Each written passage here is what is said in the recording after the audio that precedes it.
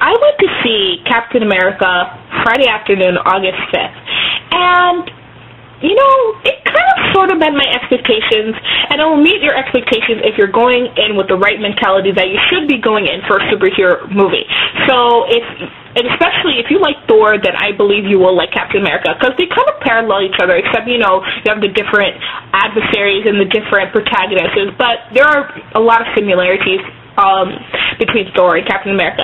But anywho, Captain America is this dude who wears cool clothes, has a badass shield, and fights evil. It doesn't get much more Marvel than that. And if that's what you're looking for, then that's what you will find in seeing this movie. It was entertaining. I chuckled at times, and I also awed at, you know, the cool action sequences.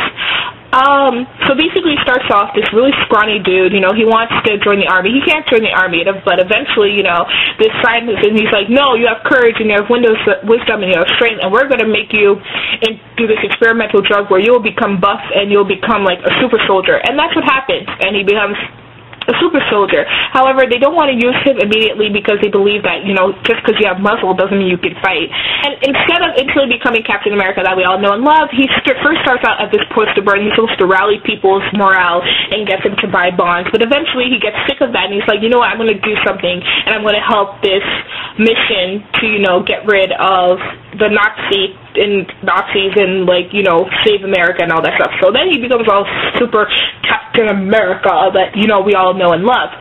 Basically, it's really interesting to see the way he progresses, you know, from being a scrawny little boy to being buff. And it's really cool to see that he doesn't really change. He's still this good, genuine fellow, and regardless of how he looks, he's always going to be good and genuine. And that's what I love about Captain America.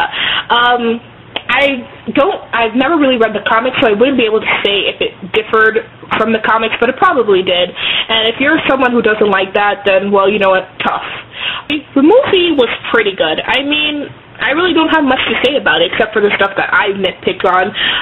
It kind of lagged at parts, and the script wasn't all that good. So if you're expecting, you know, the greatest, like, lyricist, writing skills of the, you know, 21st century, you're not going to find it.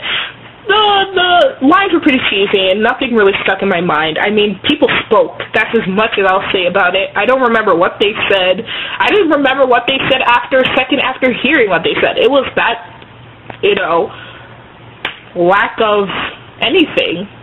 But what I didn't like, being that I'm not so into the comic, what in the beginning, they have this ultimate weapon of destruction that the red-headed guy, the evil guy, is using to, you know, destroy the world because he hates everyone. It's like this cube, and it's like glowy, and it has awesome powers of evil or good, depending on how you use it, and I really didn't know where the hell it came from. Yeah, basically, it was a kick-ass movie. I mean, come on, the guy's throwing a shield around and, like, demolishing all the bad guys. Like, it doesn't get much better than that. I really can't say anything bad about it. I mean, sure, it drags out sometimes. Sure, the script could have been better.